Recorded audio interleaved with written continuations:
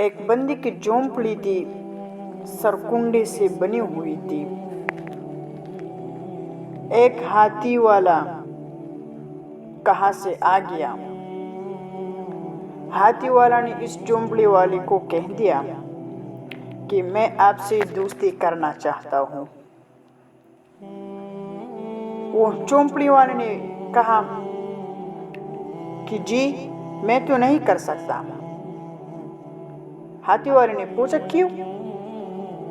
اس نے کہا کہ آپ تو ہاتھی والے ہیں، ہاتھی لے کر آئیں گے اور میری جھونپڑی میں تو ہاتھی نہیں آ سکتا۔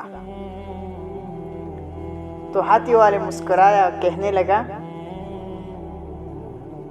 بس تم ہاں کر دو، میں تمہاری جھونپڑی میں بھی محل بنا دوں گا۔ سوچئے، جہاں ہاتھی آ جاتا ہے، اگر ہاتھی والا محبت کے اقرار کرنے پر اس کی جھونپڑی کو محل بنا سکتا ہے، بالکل یہی معاملہ پروردگار نے قرآن پاک میں فرمایا ہے۔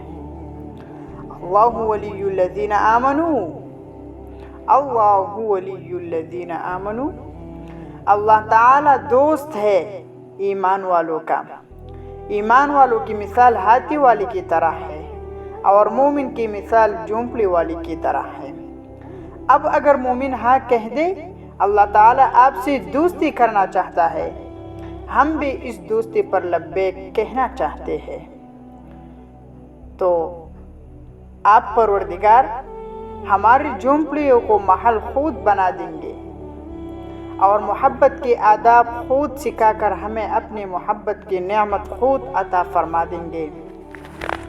تو بڑی چیز کی طرف سے محبت کا اشارہ ہے۔ اللہ ولی الذین آمنوا، تو جب اشارہ ہے تو ہم اس کے لیے حاضر ہیں۔ اے محبوب، ہم آپ سے محبت کے لیے تیار ہیں، آپ ہمیں اپنی محبت میں شامل فرما لیجئے۔